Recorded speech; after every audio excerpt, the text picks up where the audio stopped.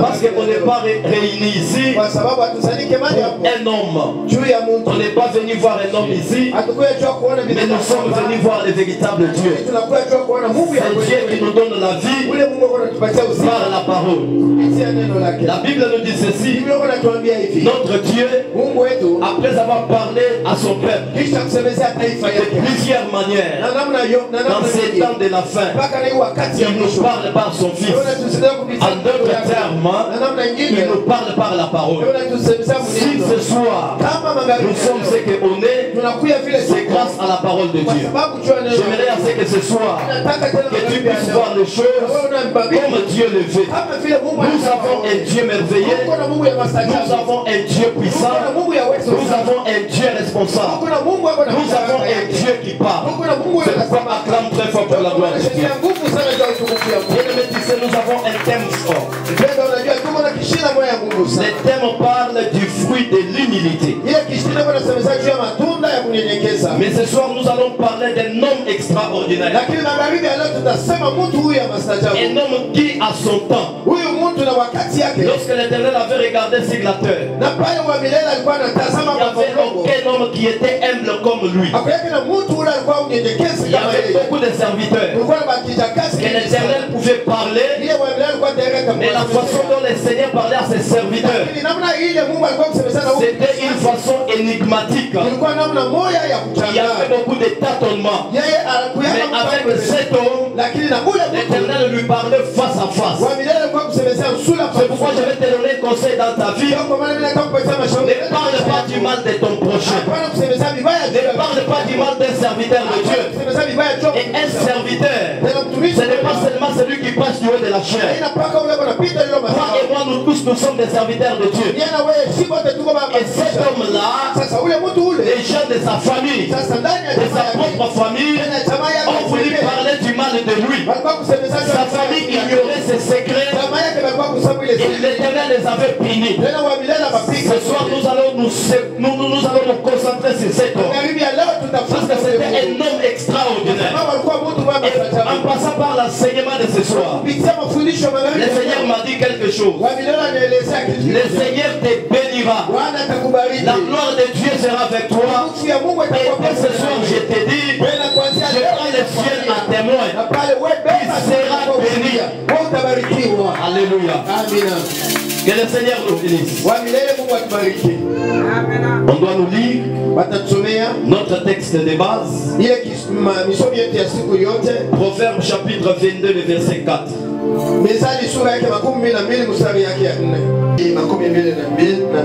Le quatrième verset, nous lisons au nom de Jésus. Le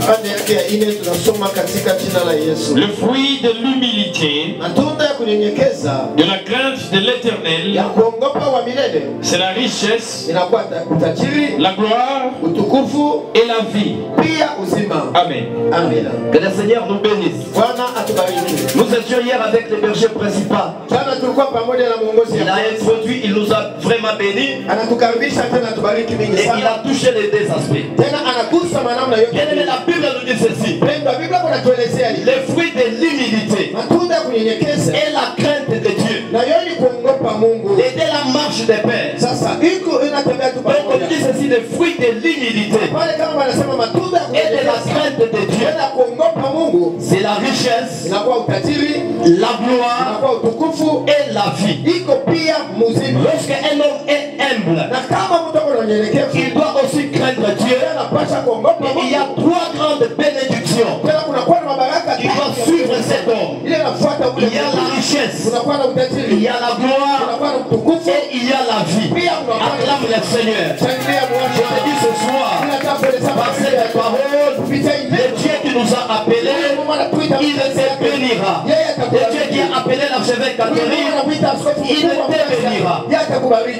Le texte est tiré dans le livre des Proverbes. Le livre des Proverbes, c'est un livre qui a été écrit par Salomon. La Bible, le livre des Proverbes, a un seul message très important. C'est un livre qui donne de la sagesse. Si tu veux être sage dans la vie, il faut lire le livre des Proverbes. C'est un livre qui nous donne de la sagesse. Bien-aimé dans le Seigneur, lorsque nous parlons de notre Dieu représente la sagesse. Il y a deux types de sagesse. Il y a la sagesse d'en haut et il y a la sagesse d'en bas. La sagesse d'en bas, c'est le diable. Et la sagesse d'en haut, c'est notre Dieu. Que le Seigneur te bénisse. La sagesse d'en haut, c'est une sagesse qui est pure. C'est une sagesse qui est modérée. C'est une sagesse où il y a l'amour. Mais la sagesse terrestre, elle est diabolique. Elle crée des querelles. Elle pousse les gens à répandre les sangs. C'est pourquoi la Bible nous dit ceci. Si vous voyez un homme qui fait de telles choses, il ne se glorifie jamais. Car il est guidé par une sagesse. Qui n'est pas une sagesse d'en haut, mais qui est une sagesse terrestre. Le livre des Proverbes nous dit ceci. Que les sages apprennent et leur sagesse augmentera. Toi et moi nous sommes déjà sages. Je te dis par l'enseignement de ce soir, ta sagesse va augmenter. C'est la sagesse qui a pris aux hommes. Et la femme impudique ne te séduise jamais. Car elle doit te conduire là où il y a de la mort. Que le Seigneur te bénisse. C'est la sagesse qui nous apprend de ne pas se réunir avec les gens qui font le mal. Car en se réunissant avec les gens qui font le mal, les pièges que nous tendons, nous sommes en train de tendre aux oiseaux qui ont les ailes. Acclame le Seigneur. Alléluia. C'est la sagesse qui nous a pris ceci. Tout celui qui crée une fosse, il tombera. Je vais te dire ce soir, parce que tu as la sagesse, ne crains pas la mort. Car tout celui qui te combat, la nuit comme la journée, il est en train de creuser une fosse. Et lui-même, il tombera. Le livre des Proverbes apprend aussi aux gens d'avoir une bonne éducation. Acclame le Seigneur. Alléluia. Bien-aimé, l'âge là que tu as, mais tu insultes les gens. C'est honteux. Alléluia. Ça ne demande même pas beaucoup d'explications. Ça donne juste la honte. Alléluia. L'âge là que tu as, on te voit se réunir pour critiquer les autres. Pas à l'extérieur de l'église, au sein de l'église. C'est honteux. Que le Seigneur nous bénisse. J'appelle la main pour la gloire de Dieu. L'âge là que tu as, les gens connaissent que tu n'as pas l'amour. Ça ne demande même pas beaucoup d'explications. Mais c'est honteux.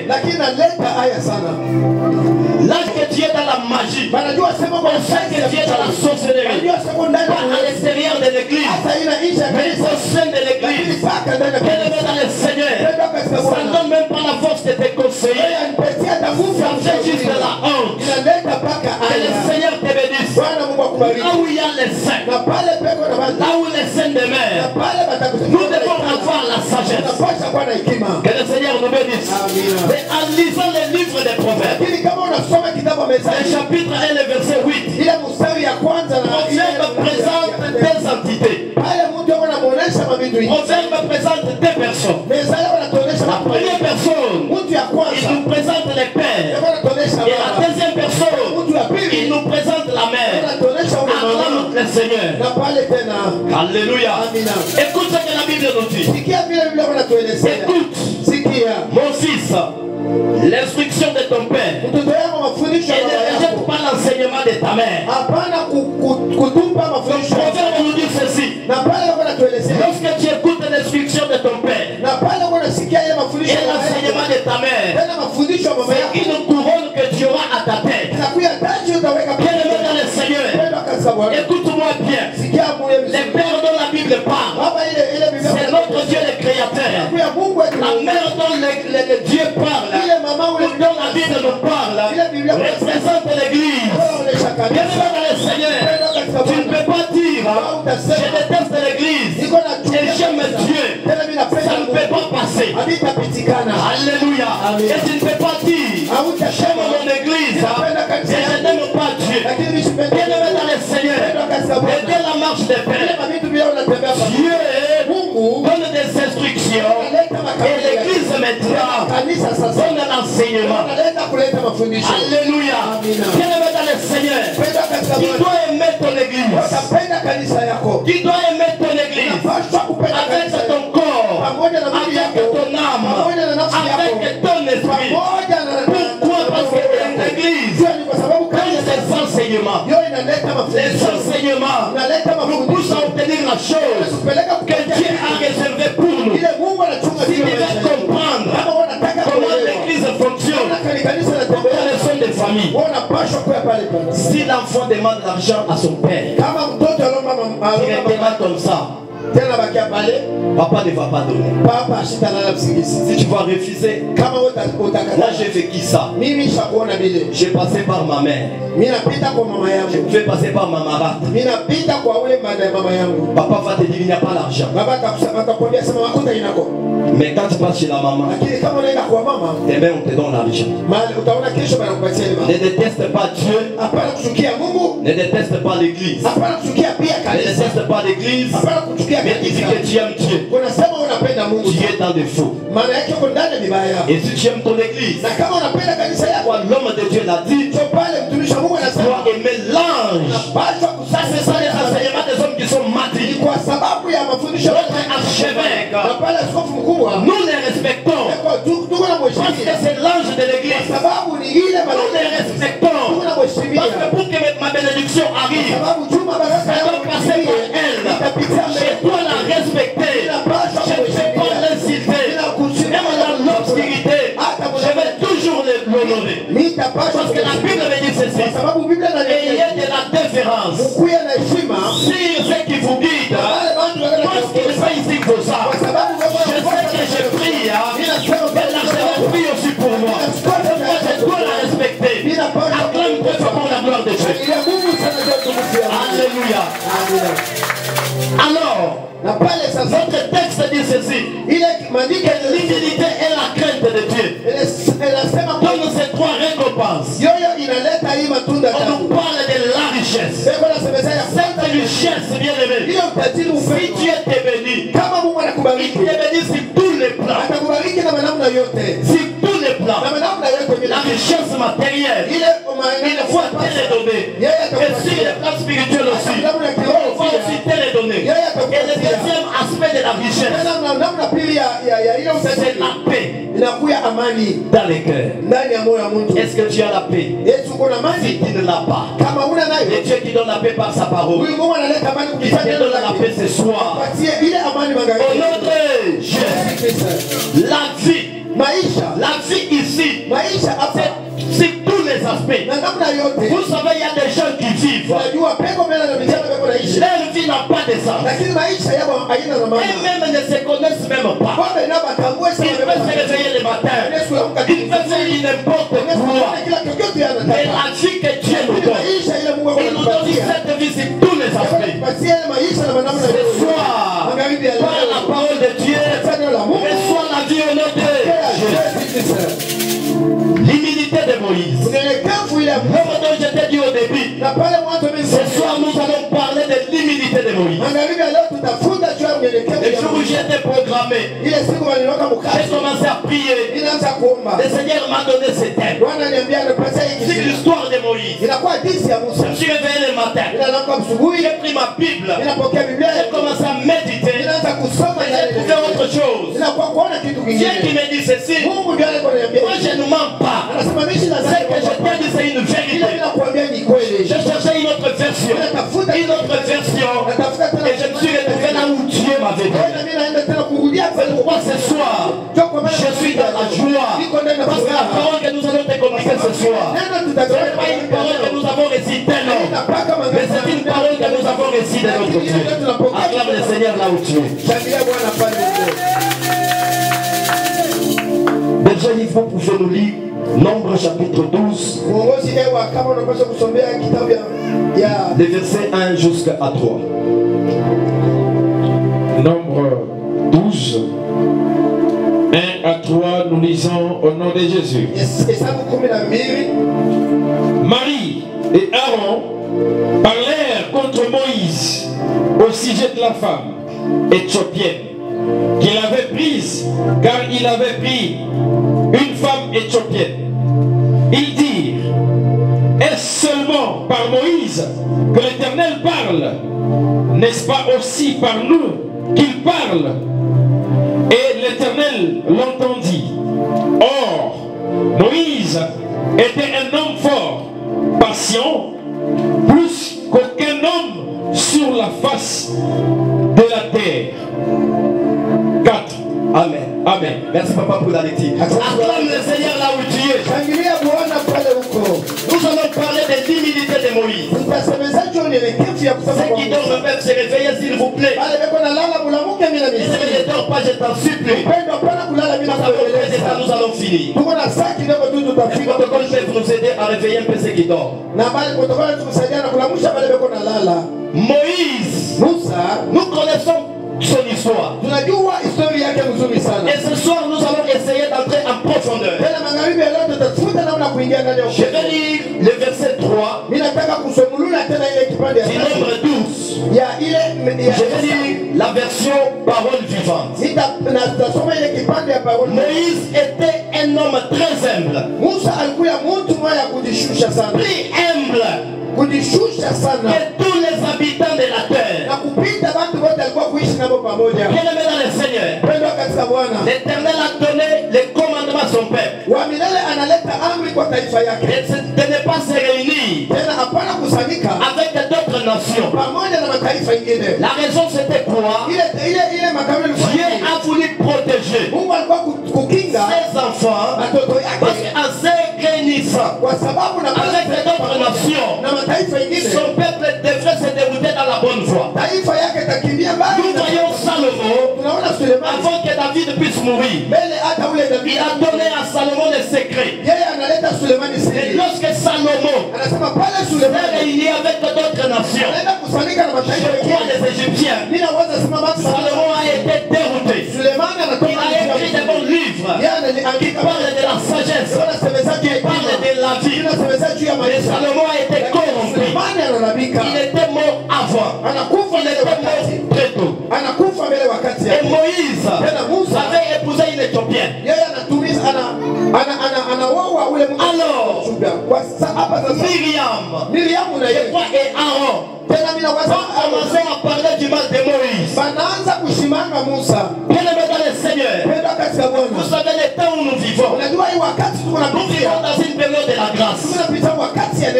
Alléluia. Il y a des personnes que vous pouvez attaquer. Il y a d'autres personnes que vous ne pouvez pas attaquer. Que le Seigneur nous bénisse. Il y a d'autres personnes, dès que vous les attaquez, le ciel réagit. Lorsque vous les attaquez, la nature réagit. Lorsque vous les attaquez, la mer réagit. Et cette personne dont je parle, c'est pas seulement celui qui est Dieu de la chair. C'est toi qui es assis là. Acclame très fort pour la gloire de Dieu. Bien-aimé dans le Seigneur, personne ne peut pas te faire du mal là où tu es. Tu es par n'importe qui. Même si tu tombes 7 fois, je ne te pousse pas d'aller tomber. Mais s'il arrive que tu as tombé 7 fois, l'Éternel des armées, il descendra de la force. L'Éternel des armées, il descendra de la force. Parce que toi qui connais cette sagesse, n'attaque personne. Alléluia. Il y a des témoignages. Parce que nous sommes du haut de la chair, on ne peut pas les donner. Il y a des témoignages. Parce que nous sommes du haut de la chair, on ne peut pas les donner. Les autres vont voir ça comme de l'orgueil. Mais toi qui connais déjà cette sagesse, comme l'archi nous dit ceci, elle est dans son cœur. Il n'y a pas de mal pour les prochains. C'est parce qu'elle connaît cette sagesse. Que le Seigneur te bénisse. C'est parce qu'elle connaît cette sagesse.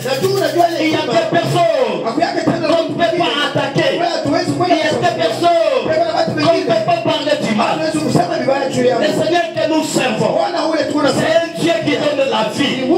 C'est un Dieu qui peut donner aussi la mort. C'est un Dieu qui peut te bénir. Et vraiment il te bénit. Alléluia.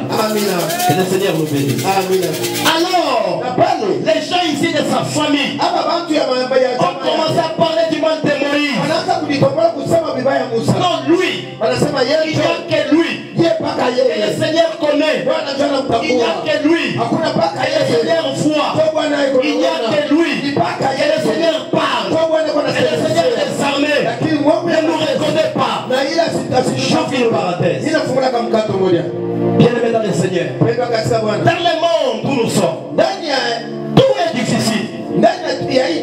Tout est difficile dans le monde. Si tu vois quelqu'un prospérer, c'est-à-dire qu'il a fourni des sacrifices. Que le Seigneur te bénisse. Je vais juste te donner un exemple.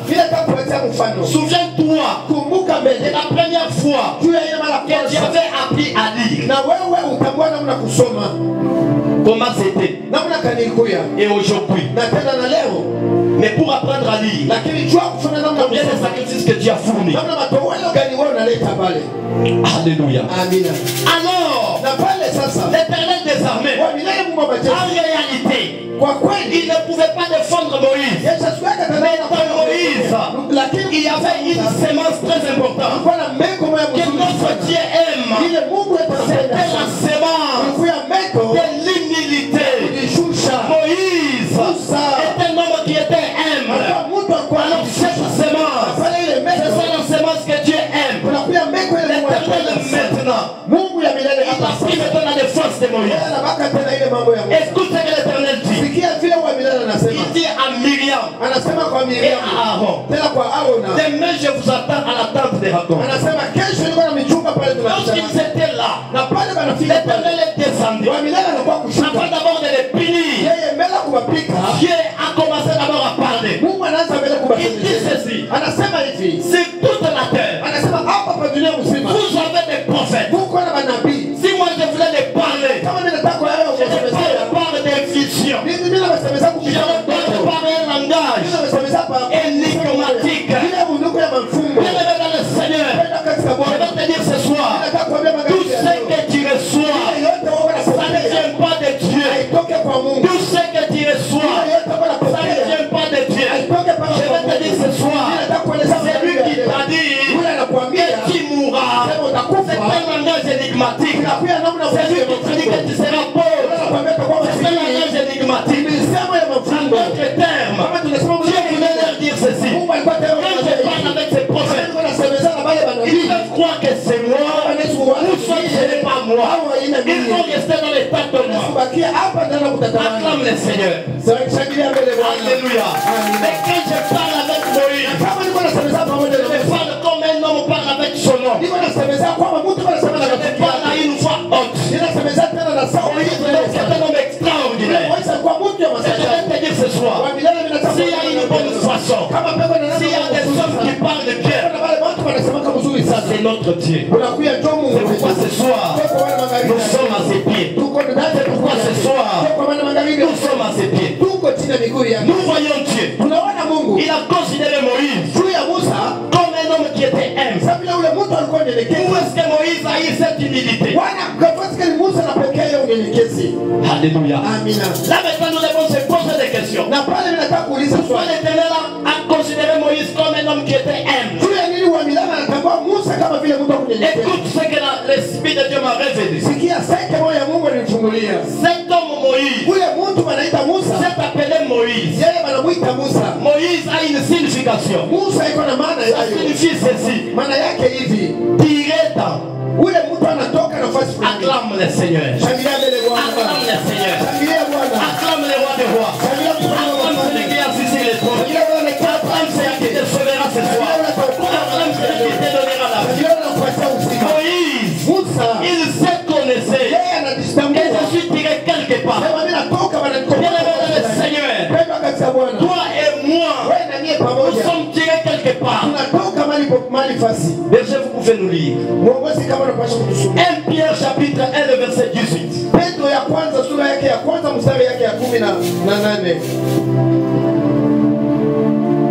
1 Pierre 1, 18. La Bible déclare: sachant que ce n'est pas par des choses périssables, par de l'argent ou de l'or, que vous avez été rachetés de la vaine manière de vivre que vous avez hérité de vos pères. Amen. Amen. Écoute ce que la Bible nous dit. Sachant que ce n'est pas par des choses périssables, par l'argent et de l'or que vous avez été rachetés. Acclame le Seigneur. Moïse, son nom signifie tiré-temps. Il était où? Il était perdu dans la mer de l'Égypte. Il était où? Il était perdu dans le monde. Et comme il était perdu dans le monde, il y a quelqu'un qui l'avait tiré quelque part. Regardez que là où tu es, nous avons été rachetés. Nous avons été rachetés. Pas par les choses périssables. Bien vers le Seigneur. Les millions de dollars. Les billions de dollars. Ça ne peut pas te payer. Ça ne peut pas te racheter. Les tonnes d'or. Les tonnes d'or. Ça ne peut pas te racheter. Nous avons été rachetés par les saints précieux. Regardez que là où tu es, tu as telle valeur.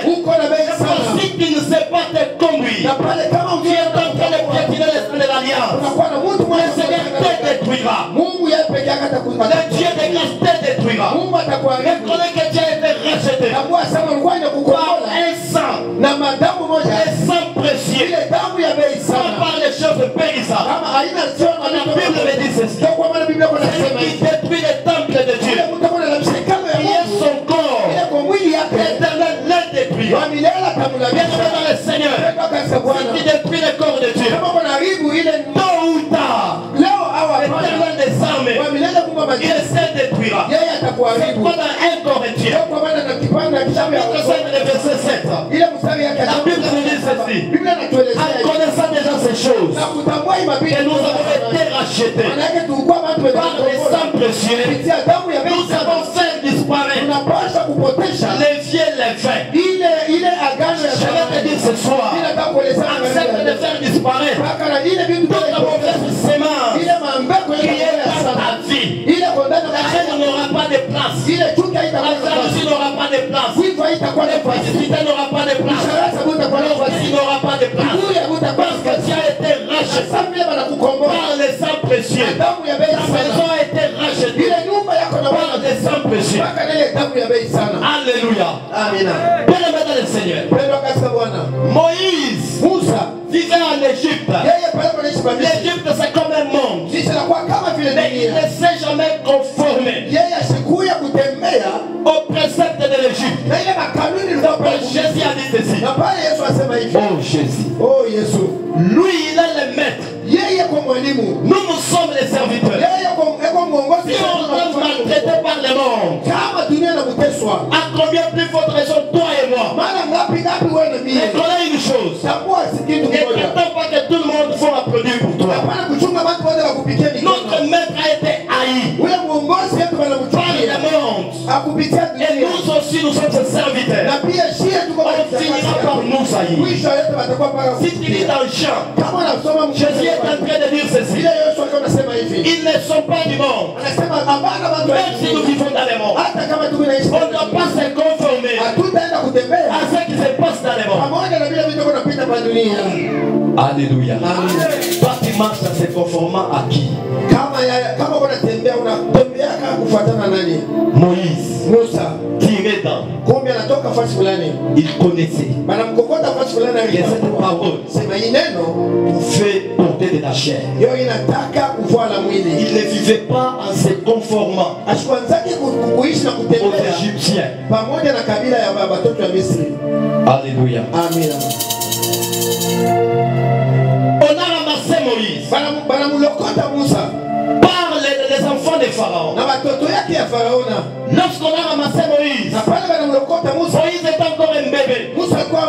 Il fallait maintenant l'allaiter. Acclame le Seigneur la routier. Acclame le roi des rois.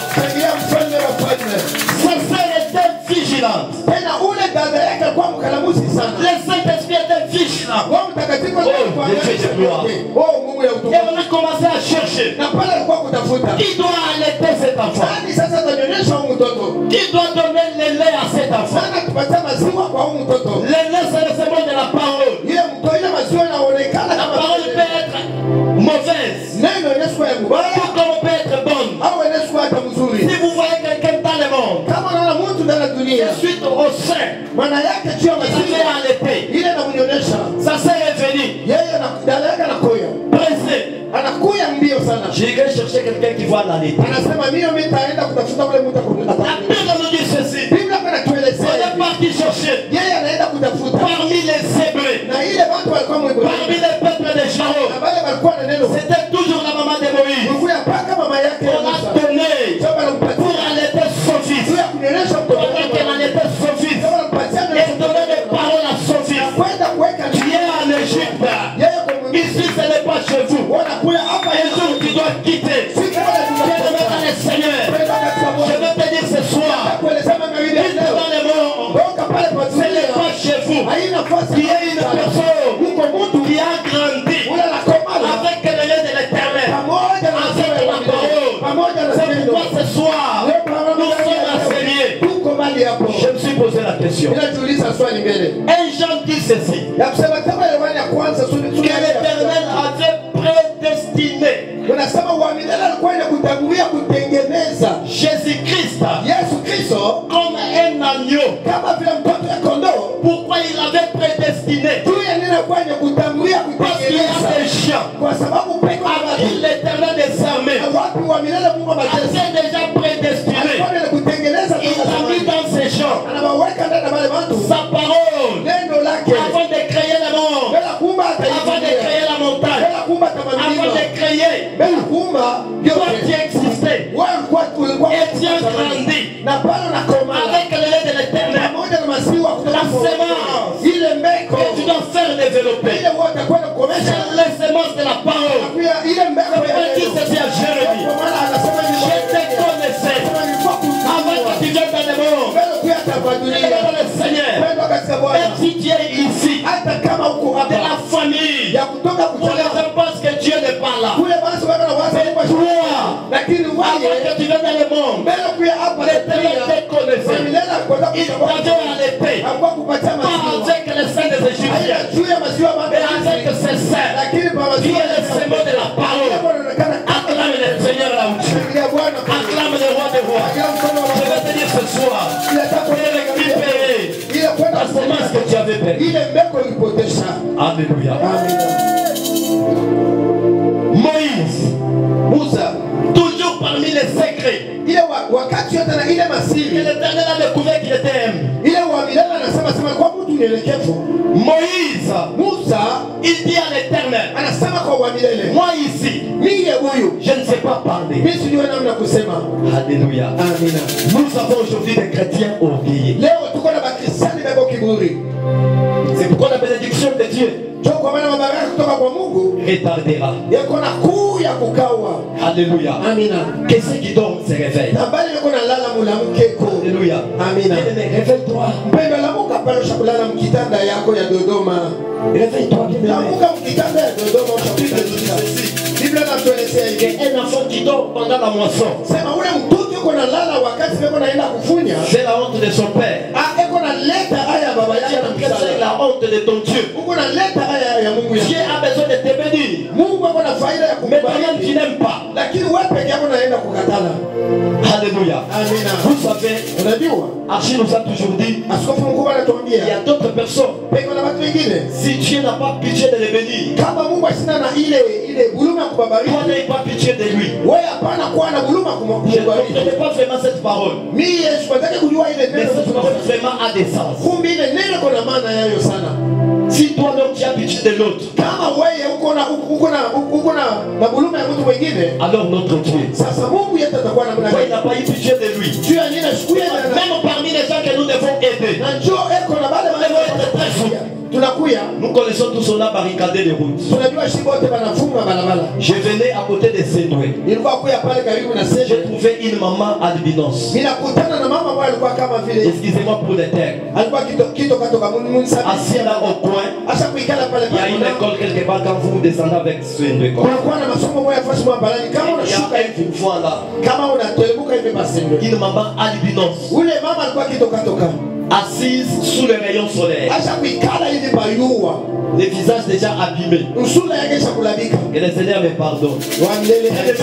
Avec un bébé en train de l'allaiter. Et en regardant l'âge de cette maman, on peut penser qu'elle peut avoir un bébé. Alléluia. Elle a déjà dépassé un âge. Et en train de vendre les friperies là-bas. Un peu d'habits. Je viens là déjà écrit là-bas au sol 4000. Tous les gens qui passaient là, voyez, quand tu vois ça fait mal. C'est quelque part là. C'est le malheur. Il y a vraiment des gens qui souffrent. J'ai écouté une pensée à moi. Tu as pitié de cette maman. Est-ce que dans la nuit, tu connais ce qu'elle est? J'ai entendu seulement ça. Je me suis rappelé de cette parole de l'archive. Et quand directement j'ai entendu ça, la médecine que j'avais pour cette maman, c'est parti. Alléluia. Bien aimé, ce soir nous sommes venus. Ce n'est pas que nous avons des poches remplies d'argent. Ce n'est pas que nous avons de sécurité. Nous avons besoin que Dieu nous aide. Proche de l'autre côté, il y a une histoire qui s'est passée. J'ai des prêtres catholiques. Beaucoup sont déjà au courant de ça. Vous avez des problèmes. Les militaires sont entrés la nuit avec la machette. On a dit que ce n'est pas même bien à voir. La maman qui me parlait, j'ai pensé même que c'est une comédie. Je viens de voir, on a envoyé ça même sur internet. On a prié, vous n'avez pas idée. On me dit que la façon dont on a blessé ces prêtres, c'est mal à voir. Les gardes du corps, on a lié. J'ai pas même envoyé des messages dans les groupes, je me suis dit, seulement. Si on ne prie pas, la mort va entrer. Si on ne prie pas, personne ne nous sauvera. Si on ne prie pas, même après ta mort, on va suivre encore ton cadavre et détruire encore davantage. J'ai donné un monsieur, quand j'étais encore à Kananga, il est parti toucher, voler l'argent d'autrui. Vous savez ce qui vient de Kananga connaître. On a foudroyé. Il a une période de pluie. Il a été tué. On a arraché sa langue. Les jours de l'enterrement, il ne faut que pluie. Les gens se sont éparpillés. On a suivi encore des cadavres. On a encore détruit. Ce n'est pas pour rien. Et quand on a enterré Jésus, l'ange était descendu. Acclame le Seigneur. Acclame le roi de rois. Bien-aimé Moïse a dit à Dieu, je ne sais pas parler. Bien-aimé, c'était une parole qui était forte. Quand l'Éternel a entendu cette parole, l'Éternel s'est glorifié. L'Éternel s'est dit, maintenant j'ai pris ma place. Bien-aimé, sans Dieu, on ne peut pas prêcher. Sans Dieu, on ne peut pas chanter. Sans Dieu, te dire ce soir, si Dieu me laissait, tu as de la chair, je ne peux pas faire même 2 secondes, je ne peux pas exister. Sans Dieu, on ne peut pas aller de l'enfant. Même cette français que nous parlons, ce n'est pas un français qui respecte les principes. Si Dieu n'est pas avec nous, on n'ira pas de l'enfant. Je peux te dire une chose, quand tu viens à l'église, reconnais qui est Dieu. Il faut toujours prier. Que ton esprit. Vous savez, on vient chez nous à l'église. Il y a des autres qui commencent à nous imiter. Oh le sang, oh le sang, oh le Saint-Esprit. Toujours les mêmes requêtes. Nous prions les sangs. Parce que si toi tu as la sécurité, nous c'est le sang qui nous protège. Je vais prier les sangs aujourd'hui. Dès là j'évoque encore les sangs. Dès là j'évoque encore les sangs. Dès maintenant j'évoque encore les sangs. Je ne peux pas me fatiguer. Oh le Saint-Esprit. Oh le Saint-Esprit. Permettez le Seigneur. Chaque jour, nous avons besoin de nous restaurer. Si toi tu vis sans Dieu, nous on ne peut pas tenir. Nous on ne peut pas tenir. Nous connaissons nos limites. Moïse a dit à Dieu, je ne sais pas parler. Là où tu es, je connais aussi tes limites. Pourquoi chaque jour, il faut toujours demander la grâce de Dieu. Quelqu'un porte à la montagne. Dieu répond à ses prières.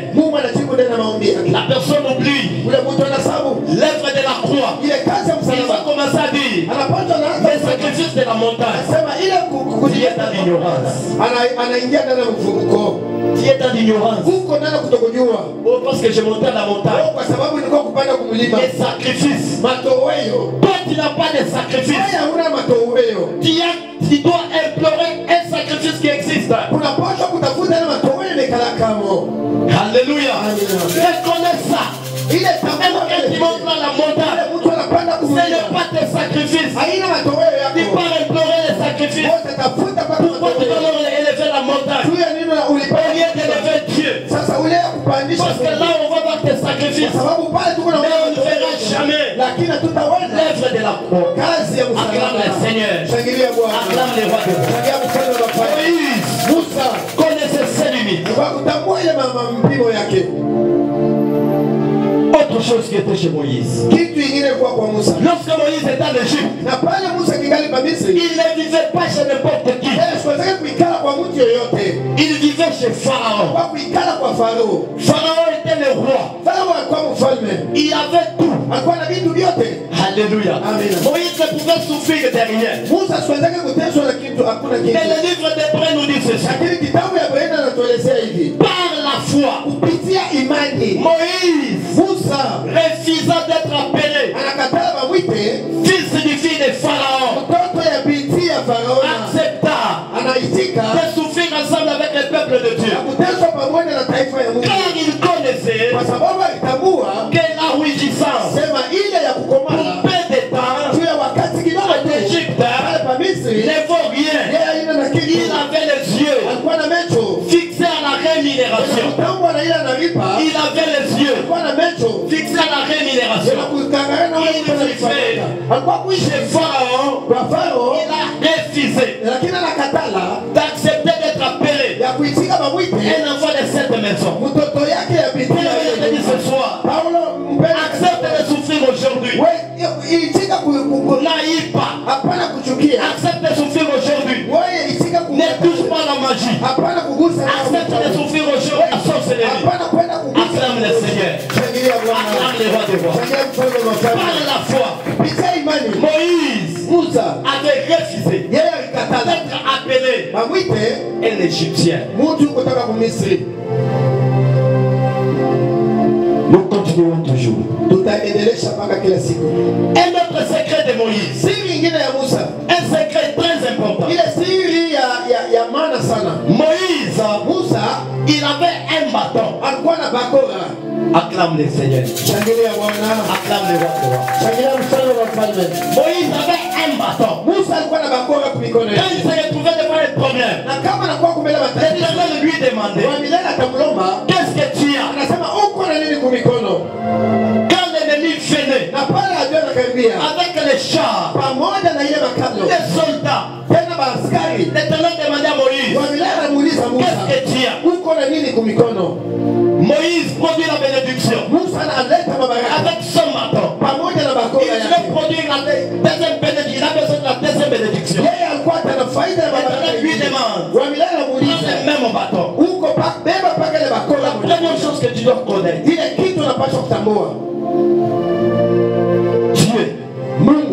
ne nous bénit pas, mais Dieu bénit l'œuvre de nos mains. Acclame le roi de roi. Acclame le tout-puissant. Dieu bénit l'œuvre de nos mains. Qu'est-ce que tu fais dans la vie? Que le Seigneur nous bénisse. Qu'est-ce que tu fais dans la vie? Efforçons-nous à faire quand même quelque chose. Avec la sagesse, nous allons aller de l'avant.